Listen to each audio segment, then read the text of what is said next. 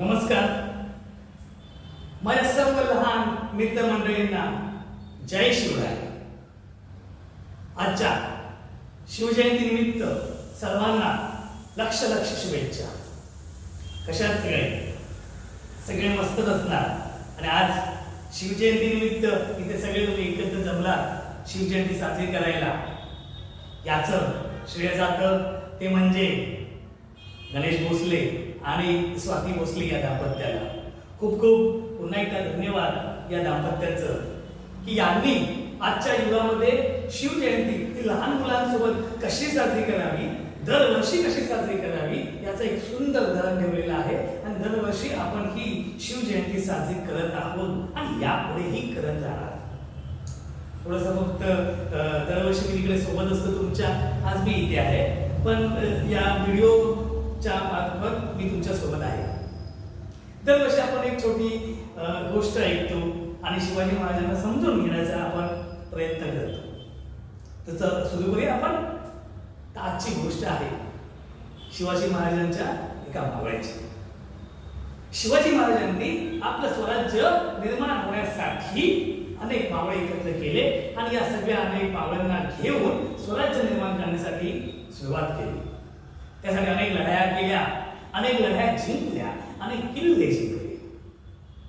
आणि अशा या किल्ल्यांमधला एक किल्ला होता तो म्हणजे कोंढाणा. कोंढाणा किल्ला म्हणजे पुण्याजवळ जवळपास 4000 फूट उंचीवरती हा किल्ला आहे. आणि हा किल्ला त्यावेळी त्या पुण्यामध्ये जर आपल्याला राज्य निर्माण आपलं करायचं असेल, आपलं वर्चस्व राखायचं असेल तर तो किल्ला आपल्या सोबत असावा हे शिवाजी महाराजांना छान माहिती होतं. म्हणून तो किल्ला शिवाजी महाराजांनी जिंकलेला. परंतु 65च्या पुरंदर तहामध्ये तो किल्ला मुघलांना द्यावा लागला. त्यानंतर हा किल्ला जिंकणं हे शिवाजी महाराजांनी ठरवलं. ते म्हणजे 1970 साली. आणि 1970 साली शिवाजी महाराजांनी निवड केली तो मावळा म्हणजे तानाजी मालुसरे. तानाजी मालुसरे खूप खुश झाले की त्यांनी आमची निवड केली आहे.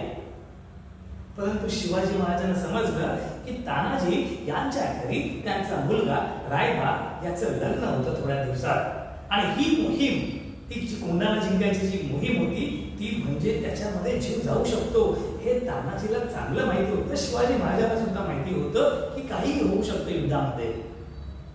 शिवाजी महाराजांनी सांगितलं की तानाजी तुम्ही थांबा, रायबाचं लग्न करून घ्या, आपले इतर मावळे आहेत, मी त्यांच्या सोबत जाऊन हा किल्ला जिंकतो.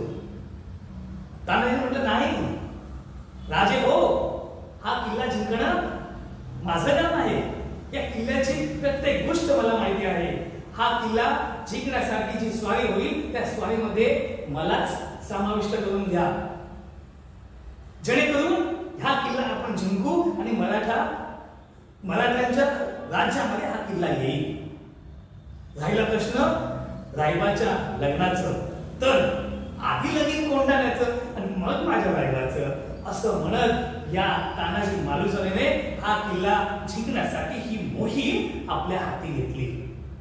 त्यांच्यासोबत त्यांचे लहान बंधू सूर्याजी मालुसरे आणि 80 वर्षाचे 80 वर्षाचे शिलाल मामा आणि अवघे 250-300 मावळे नेहमीप्रमाणे. आणि याची देखणी चालू केली. हा किल्ला जवळपास 4000 फूट उंचीवरती आहे. त्याचा दरवाजा पूर्वेच्या बाजूला होता आणि या पूर्वेच्या बाजूला सर्व सैन्य होतं. या किल्ल्यावरती जे राज्य होतं, जो मुघल सरदार होता तो म्हणजे उदयभान राठोड, राजस्थानचा राजपूत, लढाईमध्ये पराक्रमी, शूर पराक्रमी. याला माहिती होतं हा किल्ला जिंकणं सोपं नाहीये. तरी सुद्धा त्याने दरवाजावरती पूर्णपणे पहारा ठेवला होता की तिथे पूर्ण सैन्य आपलं उभं ठेवलं होतं की इथून कधी कोण येईल तर त्याला आपण इथेच ठार करू. मग आतमध्ये शिरायचं कसं? एवढ्या उंचावरती दरवाजावरती सगळं सैन्य आहे, इतर साईडले बाजूने काहीच नाहीये, खोल दरी. त्या दरीवरती फक्त आपण असं बघितलं तरी सुद्धा आपल्याला भीती वाटते, पडलो तर तिथे मिळू. अशा दरीतून तर कोण येणार नाही.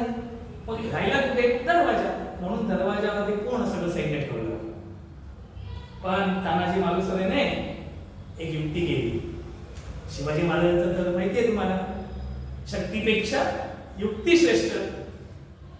तशीच तानाजी मालुसरे युक्ती केली. तानाजी मालुसरेने काय केलं की आपले भाऊ सूर्याजी मालुसरे आणि शिलार मामा यांना इतर सर्व मावळ्यांसोबत पूर्वेच्या दिशेने जिथे दरवाजा आहे त्या दिशेने पाठवून दिलं की तुम्ही या पूर्वेच्या दिशेने दरवाजातून एंट्री करा. दरवाजा उघडायचा कसा, आम्ही उघडणार. निवडक मावळी घेऊन तानाजी मालुसरे किल्ल्याच्या मागच्या बाजूने म्हणजे पश्चिमेकडून जी खोल दरी आहे ना, त्या दरीच्या इथून वर चढण्याचा निर्धास्त केला. आता हे चढायचं कसं, त्यावेळी लिफ्ट नव्हती, शिडी नव्हते.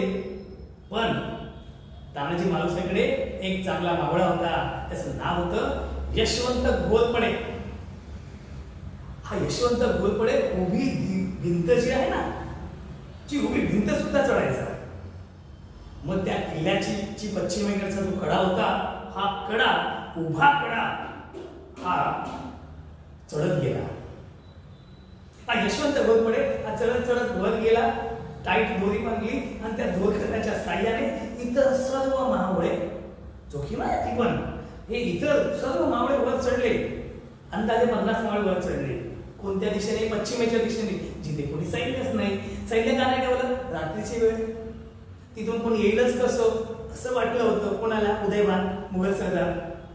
पण इथून ते मावळे आले आणि ह्या सगळ्या मावळ्यांनी अटॅक केला. ते पूर्वेच्या दिशेने धावले आणि पूर्वेच्या दिशेने त्याने अटॅक केला. सर्व जे मुघल सैन्य होतं ते सैन्य बाहेर पळू लागलं, कारण की त्यांच्यासाठी तर दरवाजा बंद आहे, इथून कोण येणार. त्यांनी तलवारी आपल्या हातात ठेवल्या नव्हत्या आणि इथे जे पळू लागले तोपर्यंत आपलं सैन्य गेलं पूर्वेच्या दिशेने. पूर्वेच्या दिशेला असलेले काही सैन्य ज्यांच्याकडे तलवारी होत्या त्यांना त्यांच्यासोबत युद्ध केलं आणि तो पूर्वेचा दरवाजा उघडला. पूर्वेचा दरवाजा उघडताच सूर्याजी मालुसरे आणि 80 वर्षाचे शिलार मामा इतर सर्व मावळ्यांसोबत आतमध्ये घुसले आणि घमासान युद्ध सुरू झालं. या रात्रीच्या वेळी या घमासान युद्ध सुरू झालं तेव्हा उदयभान तो गाढ झोपेत होता. तो उठला आणि त्याने सुद्धा चालू केलं. तो शूर पराक्रमी होता. उदयभान हा खूप मोठा शूर पराक्रमी होता, राजस्थानचा राजपूत होता. त्याने फटाफट पुन्हा युद्ध सुरू केलं. त्याने सुद्धा आपल्या मावळ्यांना मारणं सुरू केलं. तेव्हा त्याच्या समोर आले ते म्हणजे आपले तानाजी मालुसरे. तिथून तानाजी मालुसरे, उदयभान राठोड या दोघांमध्ये खूप मोठं युद्ध झालं. खूप मोठं युद्ध झालं कारण की दोघे सुद्धा शूर पराक्रमी. पण या युद्धामध्ये उदयभान राठोडची तलवार इतक्या जोरात तानाजी मालुसरेच्या ढालेवरती बसली, त्याची ढाल तुटली आणि ही ढाल तुटल्यामुळे उदयभान सोप्या पद्धतीने इझिली तानाजी मालुसरेवरती अटॅक केला आणि तानाजी मालुसरे तिथे धारातीर्थी पडले. ज्यांनी हा किल्ला जिंकण्याचं स्वप्न पडलं बघितलं होतं तेच धारातीर्थी पडले. पण हे बघून आपले मावळे मागे हटले नाही, तर आणखीन जोशने लढाई सुरुवात केली. आपण तानाजी खाली पडला आहे हे त्या 80 वर्षाच्या शिलार मामाने बघितलं आणि तो डबल ताकदीने धावत आला. कोणावरती, उदयभान धावत आला. उदयभान म्हटलं, हा तानाजी तुमचा नेता, तुमचा लीडर, याला मी मारलं. तुमचा 80 वर्षाचा म्हातारा आहे, तुला तुम्ही असं सोप्या पद्धतीने मारेन. त्याला काहीच वाटलं नाही. अरे एवढे आता म्हातारा याला तर आपण बघून घेऊ. पण त्या 80 वर्षाच्या शिलार मामाने पुन्हा उदयभान सोबत घमासान युद्ध केलं आणि त्या उदयभान राठोडचा शिरच्छेद केला. आणि उदयभान जसा धारातीर्थी पडला तेव्हा सर्व मुघल सैन्य सैरा वैरा पडू लागलं आणि आपल्या मावळ्यांनी त्या सैन्यांना हरवलं आणि तो किल्ला आपल्या मराठा साम्राज्यामध्ये समाविष्ट करून घेतला. त्या किल्ल्यावरती भगवा झेंडा पुन्हा फडकला. आणि ही माहिती आपले महाराज श्री छत्रपती शिवाजी महाराज यांना कळवण्यात आली. त्यांना सांगितलं 2 बातम्या आहेत, एक सुखद बातमी, एक दुःखद बातमी. सुखद बातमी म्हणजे पुन्हा त्या किल्ल्यावरती भगवा झेंडा पुन्हा फडकला, तो किल्ला आपल्या साम्राज्यामध्ये समाविष्ट झाला. आणि दुःखद बातमी म्हणजे आपले शूर पराक्रमी तानाजी मालुसरे मात्र धारातीर्थी पडले, ते आपल्या सर्वांना सोडून गेले. शिवाजी महाराजांनी तेव्हाच आपल्या मनातून त्यांचे शब्द आले, गड आला पण माझा सिंह गेला. बघा, छत्रपती शिवाजी महाराजांनी तानाजी मालुसरेंना काय म्हटलंय? सिंह, सिंहाची उपमा दिली. सिंह म्हणजे कोण? तर सर्व प्राण्यांचा राजा सिंह. गड आला पण माझा सिंह गेला. म्हणून या कोंढाण्याचं नामकरण केलं आणि या तानाजींच्या नावाने, तानाजी म्हणजे कोण? तर शिवाजी महाराजांसाठी सिंह, त्या सिंहाच्या नावानं या कोंढाणा किल्ल्याचं नामकरण केलं आणि तो किल्ला आता सिंहगड म्हणून ओळखला जातो. बघा, शिवाजी महाराजांनी कसे आपले मित्र, सवंगडी, आपले मावळे सोबत घेऊन सगळ्यांना काम केलं आणि त्या सगळ्याच्या सोबतीमुळे असे एक एक प्रत्येक किल्ले आपल्या ताब्यात येत गेले. मित्र हो, सांगायची गोष्ट एकच आहे, शिवाजी महाराजांकडून आपल्याला काय शिकायचं आहे तर नेहमी चांगले मित्र आपल्या सोबत ठेवा. चांगले मित्र जर आपल्या सोबत असतील तर आपण कधीच हरवू शकत नाही. शिवाजी महाराजांसोबत तानाजी मालुसरे होता म्हणून आपण तो किल्ला जिंकला.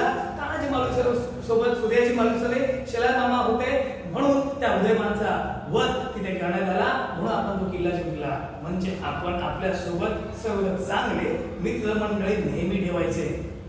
आपण आपल्या मित्रमंडळीसोबत कधी भांडायचं नाहीये, खेळायचंय. खेळामध्ये कधी कधी थोडंसं होतं, चालतंय, पण आपण नेहमी सर्वांना एकत्र घेऊन चालायचं. हीच शिवाजी महाराजांनी आपल्याला जणू त्यावेळी दिलेली शिकवण आहे. सो आज आपण एक गोष्ट शिकूया की आपण आपल्या मित्रांसोबत, आपल्या मैत्रिणींसोबत, आपल्या सोसायटीमधल्या सगळ्यांसोबत, आपल्या शाळेतल्या मित्रांसोबत आपण भांडायचं नाही, तर गुण्या गोविंदाने राहायचं, खेळायचं, मजा करायची, मस्ती करायची, अभ्यास पण करायचा. ओके, चला एक गर्जना होऊ दे. रेडी? प्रौढ प्रताप पुरंदर क्षत्रिय कुलावंतंश सिंहासनाधीश्वर श्रीमंत श्री श्री श्री छत्रपती शिवाजी महाराज